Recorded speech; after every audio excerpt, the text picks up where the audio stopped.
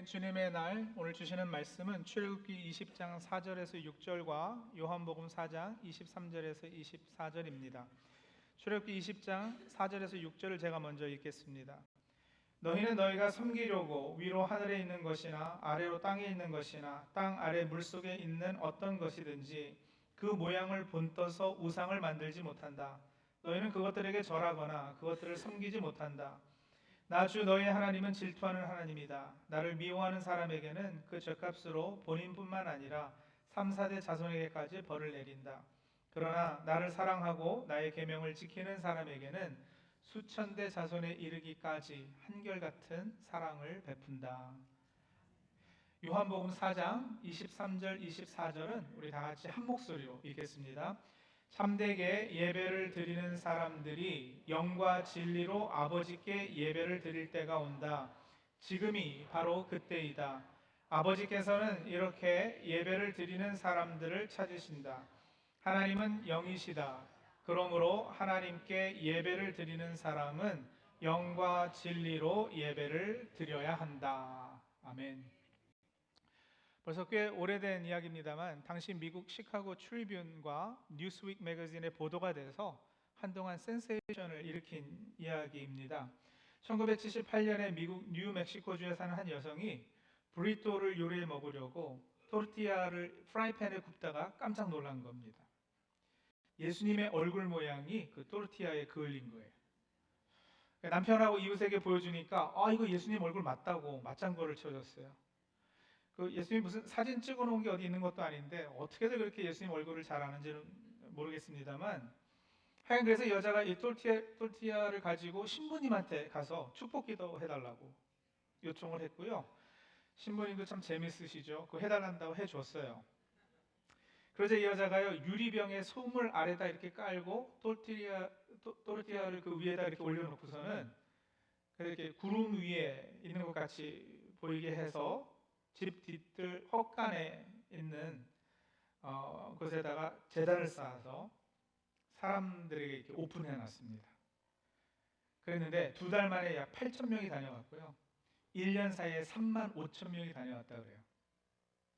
그 후에도 방문자들이 줄을 이었고 그 앞에서 사람들이 막 절하고 예배하고 그리고 가끔 병든 사람은 병이 낫기도 하는 기적이 일어났다는 소문도 돌기 시작했어요. 결국 그곳을 Shrine of the Miracle Tortilla라고 이름을 했어요. 기적의 토르티아 성당. 지금은 닫았다고 그러는데 굉장히 재밌죠. 이런 비슷한 이야기를 가끔 들어보지 않으셨나요?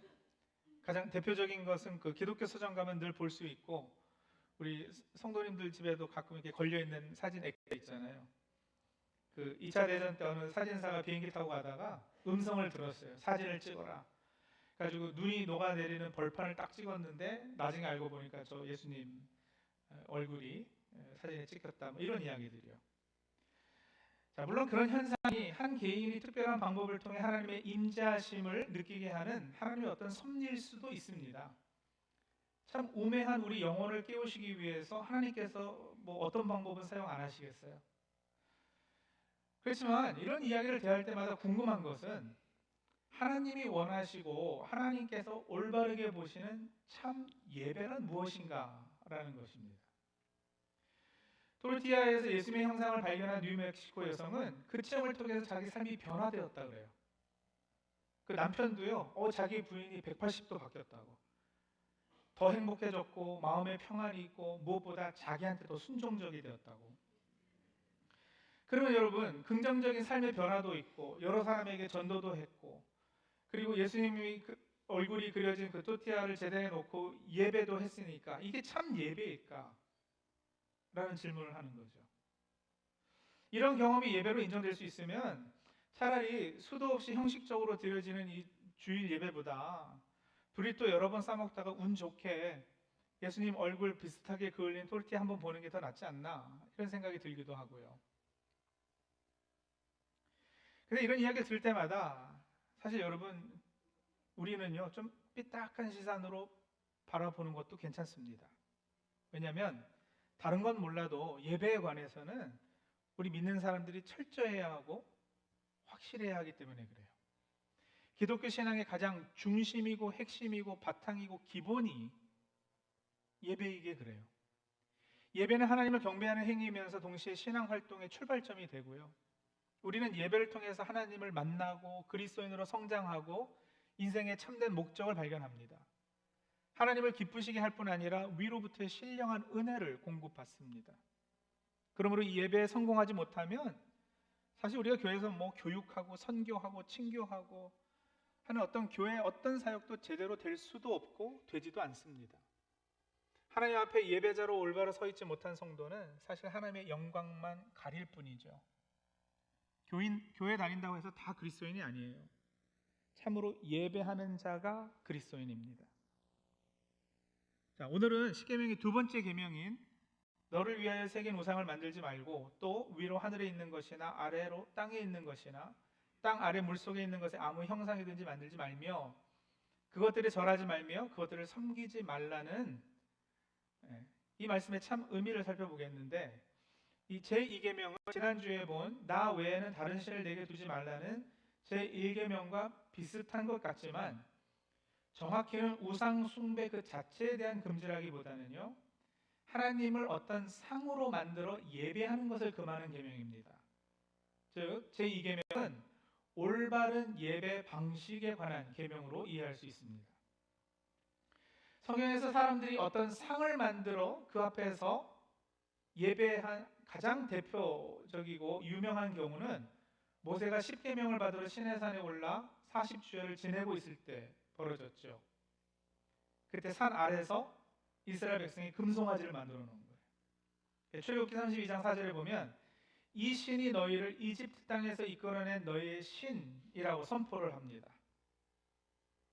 그런데 이들이 금송아지로 하나님의 신상을 만든 것은 몇 구절 더 올라가서 같은 장 32장 1절에 보면 백성이 아론에게 이런 요구를 해서 만든 거거든요. 제가 읽을게요. 백성은 모세가 산에서 오랫동안 내려오지 않으니 아론에게로 몰려와서 말하였다. 일어나서 우리를 인도할 신을 만들어 주십시오. 우리를 이집트 땅에서 올라오게 한 모세라는 사람은 어떻게 되었는지 모르겠습니다. 그러니까 금송아지를 만든 것은 무엇보다도 여러분 불안해서였어요. 하나님은 눈에 보이지 않거든요. 하나님은 만져지지가 않거든요. 그나마 그동안 모세가 하나님을 대신하고 대표해서 하나님의 말씀을 백성에게 전해주었는데 이 사람이 산에 올라가서 내려오지 않고 있잖아요. 올라가서 죽었는지 살았는지 연락도 없고요. 게다가 지금 이 백성이 어디에 있어요? 지금 출애굽 막 해서 광야에 나와 있단 말이에요. 그럼 상상해 보세요. 광야, 사막이 어떤 곳인데요? 황폐하죠. 메마른 곳이에요. 농사를 지을 수 있는 땅도 아니에요. 앞으로 뭘 어떻게 해야 할지, 당장 뭘 먹고 살아야 할지 답답하지 않았겠어요? 앞이 캄캄합니다. 보이진 않아요. 우리 성도님들이 만약에 그 입장이었으면 어떻게 하셨을 것 같으세요? 아마 이스라엘 백성이 한 행동과 크게 다르지 않았을걸요? 저와 여러분도 딱 그 상황이었으면 금송아지가 되었든 금돼지가 되었든 뭔가는 만들어서 그 앞에 절했을 거예요. 왜냐하면 인간은 누구나 그런 상황과 처지에서 아주 자연스럽게 그 내면 깊숙이 자리하는 그 근원적 불안을 없이 해주고 마음을 안정시켜줄 그 무언과 누군가를 찾기 마련이에요. 당시 이스라엘 백성만 우상 숭배하고 하나님 앞에서 죄진 나쁜 사람들이 아니고요, 저와 여러분이 다 그런 성향을 지니고 있단 말입니다. 벌거벗은 존재로 창조된 인간은 하나님과의 관계가 깨어진 이후 스스로 벌거벗음을 가릴 무화과 나뭇잎 치마를 끊임없이 해입고 있습니다. 그 나뭇잎 치마가 나를 보호해주고 내 시큐리티를 책임져 줄 수 있다고 착각하면서 말입니다. 저와 창세기 공부하신 분들은 기억하시겠지만 저는 그 나뭇잎 치마가 자력 구원의 상징이라 이렇게 봅니다. 자기 스스로 구원을 이룰 수 있다. 그것의 노력인 것으로요. 하나님과의 관계가 깨어져서 인간의 내면 안에 이 공간이 생겨버렸어요. 그 공간이 있기 때문에 근원적 불안도 있는 것인데 그 공간은 하나님만이 채울 수 있어요. 그럼에도 우리는 하나님을 대신하는 그 무엇을 자꾸 그 뻥 뚫린 그 그 비어 있는 그 공간에 집어넣고 있는 거죠. 그러지 말라는 것이 지난주에 살펴본 제1계명에서 명하시는 바이고, 제2계명은 이제 그것을 뭔가 자꾸 그 빈 공간을 채우는 그 무엇을 눈에 보이고 손으로 만질 수 있는 어떤 것으로 표상화하지 말라는 계명이에요. 제1계명과 제2계명이 그렇게 서로 연결되어 있습니다. 그런 차원에서 창세기 3장에 등장하는 나뭇잎 치마가 제2계명에서 그 말은 하늘에 있는 것이나 땅에 있는 것이나 물속에 있는 것의 어떤 형상도 만들지 말라고 하신 그 우상과 일맥상통하는 부분이 있다고 봅니다. 즉 무엇의 형상을 깎아 만드는 것은 하나님 없는 인간의 내면의 불안, 공허, 탐욕, 이것의 투사라는 것이죠. 다시요. 우상은요, 여러분, 우리 안에 있는 그 불안, 공허함, 우리가 가진 어떤 탐욕, 야망 이런 것들 있잖아요. 이런 것들이 어떤 상에게 투사가 되는 거란 말이에요. 그리고는 그 앞에 절하고 그것을 섬기면서 뭐래요? 불안을 달려보는 거예요. 공허함을 채워보려는 거예요.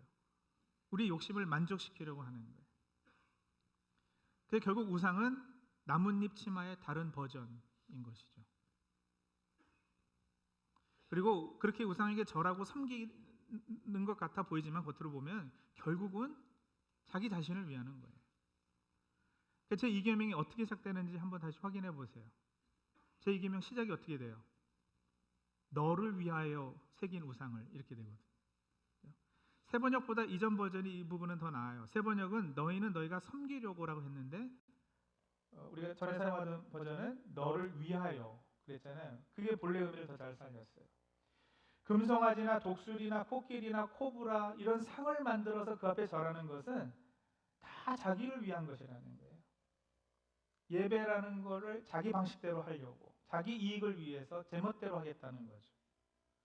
예배하지 않겠다는 거가 아니에요. 근데 예배의 대상을 높이는 게 아니고요. 궁극적으로 자신을 높이는 게 목적이에요. 눈에 보이지 않는 하나님이신데 눈에 보이는 상을 만들어서 자신의 근원적인 불안을 덜어내고 안정과 보호를 개런티 받고자 하는 거예요. 여러분, 금송아지가 뭘 상징하겠어요? 광야에서 만든 금송아지가 그 백성이 가졌던 어떤 불안함의 투사였겠느냐고요. 금송아지는 돈, 만몬, 경제권 상징 아니겠어요? 이 허허벌판 삭막한 광야에서 내가 지금 의지하고 붙잡을 것은 돈이라 생각한 거죠. 그게 날 지켜주고, 그게 날 먹여주고, 날 살게 해줄 것이다.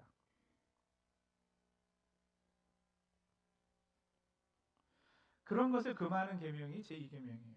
여러분, 예배가요, 예수 그리스도의 십자가 희생을 통한 하나님과의 깊은 만남과 사귐이 아니라 예배드리면 그저 수단이고 그 목적은 다른 것에 있게 되면 그게 바로 제2계명을 범하는 거예요. 자, 그렇다면 참 예배는 무엇인가? 바른 예배는 뭐 어떻게 해야지 되는 건가? 어떻게 해야 보이지도 않고 만져지지도 않는 하나님을 우리가 제대로 예배할 수 있을까? 여러분, 하나님은 겉모습이 없으세요. 겉모양이 없으세요. 그러니까 어떤 상이 아니세요. 그래서 우리 머리로 상상도 되지 않는 분이신 거예요. 그러니 그 하나님을 눈에 보이고 만질 수 있는 어떤 형상으로 조각하거나 그리거나 만들어서는 안 됩니다. 왜냐하면 그러는 순간 하나님은 내가 생각하는 내 머리로 상상해낼 수 있는 하나님이 되고 말아요. 아주 작은 하나님이죠. 개념이 어긋나는 거예요. 하나님 개념이. 자, 그러니 더군다나 어떻게 해야지 되느냐고요.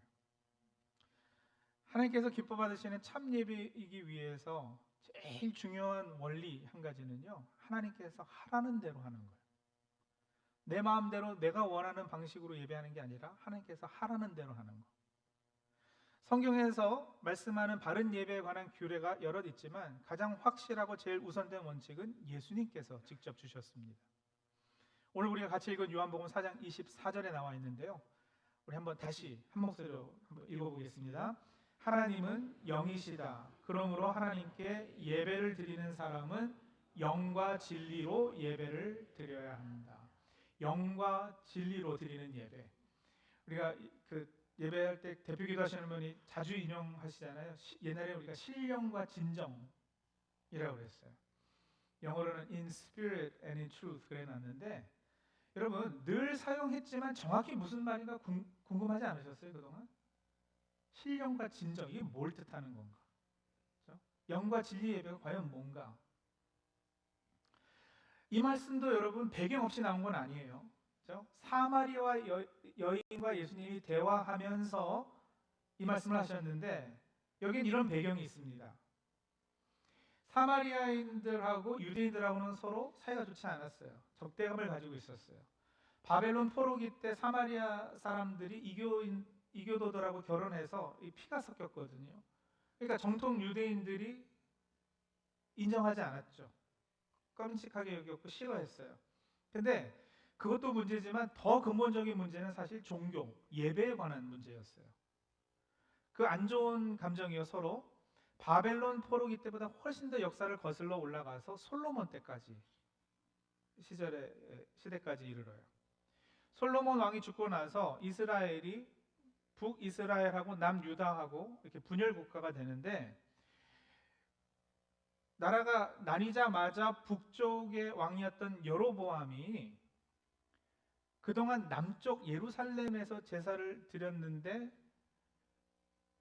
이 두 나라가 된 상태에서 북쪽 자기 백성이 남쪽까지 내려가서 예배를 드리면 자기 왕권이 약화될까 봐 베델이라는 곳하고 단이라는 곳에 금송아지를 만들어 놓고서는 앞으로는 여기서 예배해라 이런 거예요. 그렇게 사마리아 사람 종교가 탄생했어요. 절기도 따로 정하고요. 레위인이 아닌 사람들을 제사장 삼고요. 그러다가 바벨론 포로기 이후에는 이 사마리아 사람들이 예배 장소를 옮겨서 그리심산에다 성전을 건축합니다. 자, 그러니까 예수님과 대화하던 이 사마리아 여인이 궁금한 것이 있었는데, 그게 뭐냐면 올바른 예배 장소가 어디냐라는 것이죠. 당신들 유대인들은 예루살렘이 올바른 장소라고 그러고, 우리는 이 그리심산이 바른 예배 장소라 하니까 어디가 맞냐, 이걸 질문한 거예요. 그리고 그 질문에 대한 예수님의 답이 오늘 우리에게 주시는 참된 예배 교훈인데, 자, 예수님께서 먼저 사마리아인들의 예배에 관해서 이렇게 말씀하십니다. 그 여인의 질문에 답하시면서 22절 전반부를 볼게요. 우리가 4장 23절부터 읽었는데, 자, 22절 전반부 보면 예수님께서 이렇게 말씀하셨어요. 너희는 너희가 알지 못하는 것을 예배한다. 무지의 예배라는 거예요. 너희들 예배는요. 이게 무슨 뜻이냐면, 예수님 당시 여러분 우리가 가지고 있는 구약 성경 39권이 다 있었어요. 그런데 사마리아 종교는 모세 오경만 인정을 했어요. 그리고 나머지는 다 빼버렸습니다. 그러니까 너희는 알지 못하는 것을 예배한다라는 말씀은 뭐냐면은, 하나님에 대해서 이렇게 총체적으로 제대로 된 지식을 너희는 갖고 있지 않다라는 거예요. 반쪽 진리만 가지고 있다. 여러분, 이단이라는 단어의 뜻이 뭐예요? 끝이 다르다라는 거잖아요. 처음은 같은데 끝이 다르면 이단이에요. 반쪽의 진리만을 붙잡고 그것만 고집하면 그게 바로 무지의 예배인 거예요. 그들에게 없었던 것, 진리. 그러나 그들에게 있었던 것도 있어요. 열심. 사마리아 사람들의 예배 특징은요, 열정과 흥분과 열광적인 거.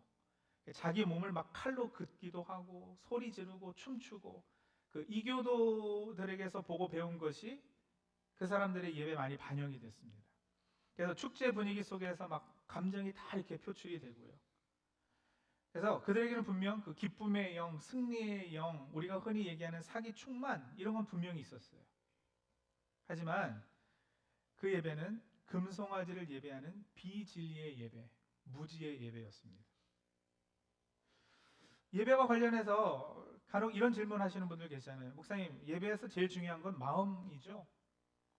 마음만 있으면 되는 거죠.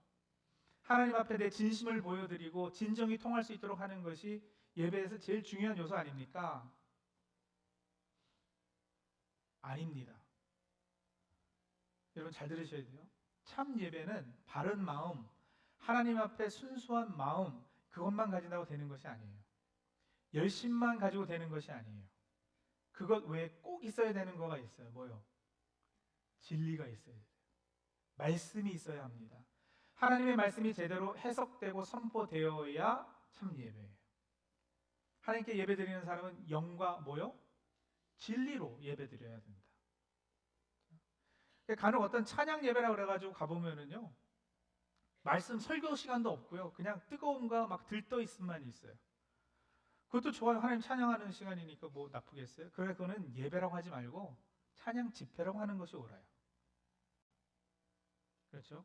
사마리아 사람들의 예배는 진리가 빠진 예배입니다. 자, 그러면 예수님께서 유대인들의 예배는 옳다고 하셨느냐? 아니요, 꼭 그러지도 않았어요. 물론 예수님께서 22절 우리 계속 읽어보면요, 너희는 너희가 알지 못하는 것을 예배하고 우리는 뭐예요? 우리가 아는 분을 예배한다. 이제 무슨 뜻인지 아시겠죠? 유대인들은 구약 성경 39권을 다 가지고 있었거든요. 오래전부터 내려오는 전통이 있었어요. 하나님께서 일러주신 대로 예배하는, 제사 드리는 형식이 있었고요. 성경 공부 많이 한 선생들에 의해서 말씀이 해석되고 선포됐어요. 예수님 때 율법학자들이 있었잖아요. 서기관들이 있었잖아요. 그러나 그들에게도 없었던 것이 있어요. 영과 진리의 예배되는데 진리는 가지고 있었지만 뭐가 없었을까요?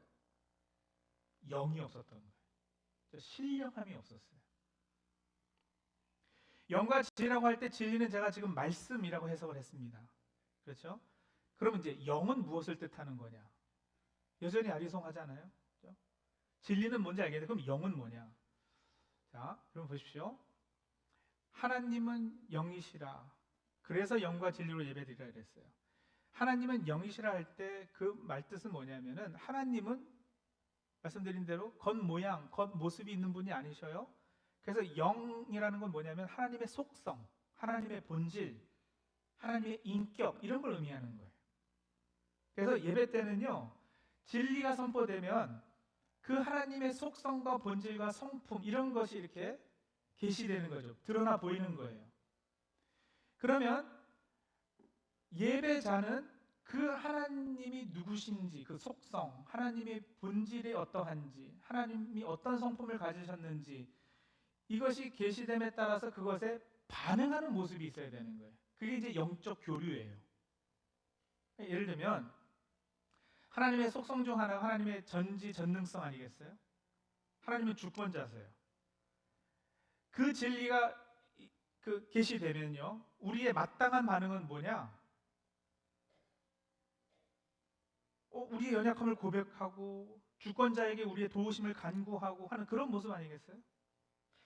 하나님은 또 공의로우신 분이세요. 그 철저한 하나님의 공의 앞에 완벽하게 설 수 있는 사람이 있을까요, 없을까요? 없죠. 의인은 없대 하나도 없다고 그랬단 말이에요.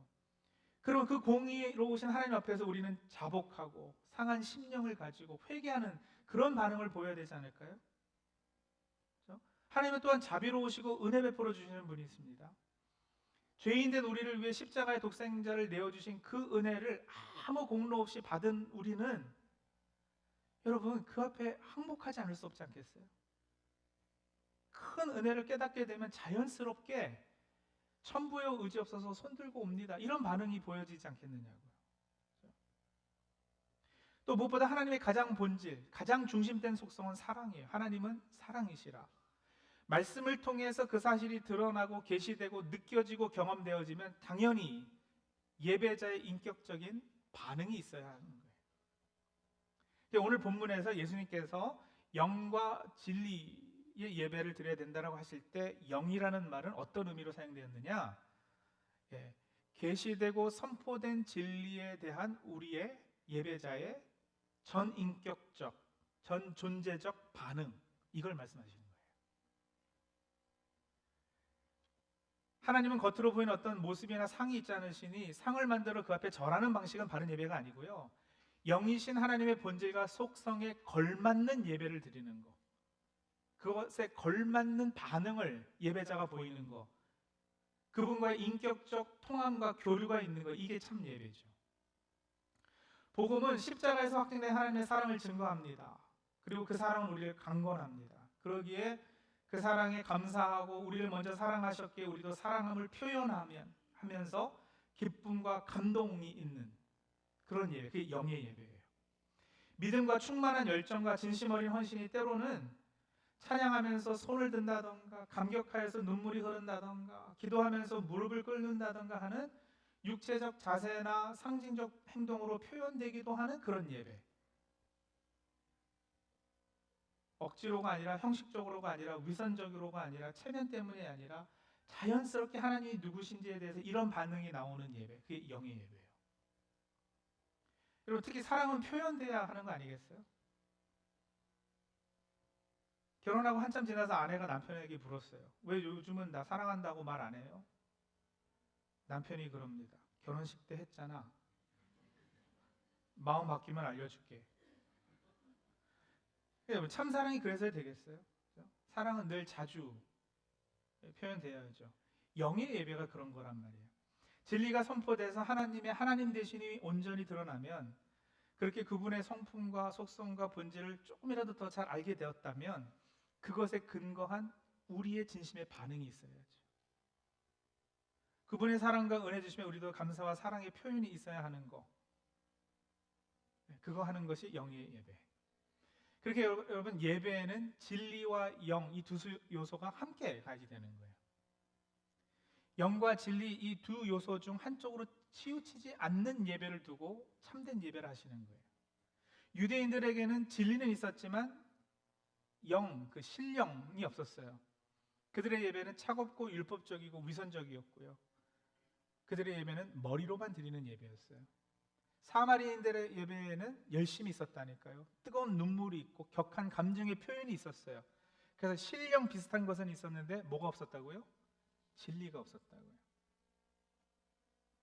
하나님의 자기 계신 말씀과 그 말씀에 대한 전인격적 참된 반응이 있는가? 네, 그 문제예요. 그걸로 예배가 참이냐 아니냐가 가려지기 때문에 더 이상 뭐예요? 예루살렘에서 해지됩니까? 그리신 산에서 예배해지 됩니까? 이게 아니다라는 거죠. 영과 진리로 아버지께 예배드릴 때가 온다. 여러분, 그것에 비춰봐서 한번 우리 자신에게 질문해 보자고요. 오늘 우리의 예배, 나의 예배는 어떤가? 하나님의 말씀이 정확히 해석돼서 바로 선포되는 그 말씀이 중심된 진리의 예배 드리고 계세요? 또 그에 대한 반응으로 손들고 소리 지르고 열정적으로 마음껏 하나님 앞에 우리의 사랑을 표현하고 감사를 표현하는 신령의 예배를 드리고 계세요? 저는 신앙을 가지면서 처음부터 지금까지 장로교 교회를 다녔어요. 제 신앙에 선하고 가장 큰 영향을 끼친 절친 하나가 있었는데 그 친구는 순복음교회 다녔어요. 그 친구도 지금은 장로교 목사가 되었지만 어렸을 때요, 그 친구가 저희 교회 장로교회 예배 오면은 숨이 턱턱 막힌다고 할 정도로 답답하게 여긴 거예요. 저는 그 친구 교회 순복음교회 예배 가면은 막 통성기도 하고 방언하고, 거기는 주럼이 제일 앞에 이렇게 있는 거잖아요. 얼마나 주럼 소리 크게 치고 하는지 정신이 하나도 없어요. 근데 그것도 좋아요. 그런데 예배 끝나고 나올 때 이 뭔가 허한, 이 채워지지 않은 듯한, 설교는 들었는데 채워짐이 없이 허한 느낌을 여러 번 받았거든요. 제가 너무 일반화하는 오류는 분명히 있겠지만 제가 체험한 순복음교회는 뜨겁지만 말씀이 약하고, 장로교는 바른 말씀 해석이 있고 지적이지만 차갑습니다. 제가 생각하는 최상의 예배는 순복음과 장로교 예배의 장점이 잘 균형을 이루는 예배, 영과 진리의 예배. 우리 찬양교회는 정통 장로교회라 좀 약간 이 진리 쪽으로 치우친 면이 없지 않아요. 전 인격적으로 그 진리, 계시된 진리에 반응하는 신령의 모습, 그렇죠? 솔직한 감정 표현. 물론 그거는 세대별로 문화적으로 다 다를 수 있어요, 그렇죠? 그래서 제가 갑자기 예배 때 찬양하면서 막 점프하시자 이러거나 이제 방언합니다 막 이러지 않을 거예요. 근데 여러분, 본인에게 한번 솔직해지시자라는 거예요. 하나님 앞에서 내가 체면을 내려놓을 수 있으면. 제가 LA 있을 때 이문세 씨 공연하는 거 갈 기회가 있어서 가봤어요. 근데 참 이민사회가 좁잖아요. 가니까 교회 식구들이 다 와 있는 거예요. 근데 교회에서는 그렇게 점잖던 분들이요, 찬양할 때 뭐 손 한 번 들지 않던 분들이 다 중년의 나이였는데 이문세 공연 때는 막 소리 지르고 손을 흔들고 흥이 오르니까 막 자리에서 일어나서 춤추고 그러시던데요. 그 열기, 그 열정, 그분들의 그 이문세 씨를 향한 솔직한 감정 표현을 보면서 제가요, 뒤에서 혼잣말로 한마디 했잖아요. 와, 이거 완전 신령의 예배인데. 네. 아니 뭐 그렇다고요. 그래서 뭐 이문세 공연 온 것처럼 예배 때 방방 뛰자는 거 아니고요. 또 찬양하면서 정신없이 춤추자는 것도 아니에요. 하지만 하나님의 자기 계시와 하나님의 뜻이 선포됨에 따른 바른 반응을 보이면 좀 솔직하고 충실하자는 거죠. 그 반응의 표현은 다 다를 수 있으니까 누가 큰 목소리로 아멘 하더라도 막 째려보거나 찬양할 때 손 든다고 눈치 주지는 말고요. 또 그러시는 분들도 다른 분의 예배가 방해받지 않도록 서로가 배려하는 부분도 꼭 필요하고요. 근데 여러분, 예배는 이렇게 중요한 것이기 때문에 저는 목사로서 주일에 제일 신경 쓰이는 게 한 가지 있어요. 그게 뭐냐면 주일 예배 누가 출석했나 안 했나, 이게 가장 신경 쓰여요. 주일 출석 숫자가 늘었냐 안 늘었냐 그 차원이 아니라요, 천하보다 귀한 영혼인데 그 귀한 영혼의 신앙생활이 건강한가 그렇지 않은가는 결국 이 예배를 제대로 드리느냐로 측정되기 때문에 그래요. 한동안 안 보이는 얼굴이 있으면 걱정이 되죠. 예배 마치고 아내하고 운전하면서 집에 갈 때면은요, 대화가 늘 그거예요. 오늘 누구 안 보이시던데, 누구누구 한동안 뵙지 못했는데 어디 편찮으신가? 혹시 시험에 드셨나?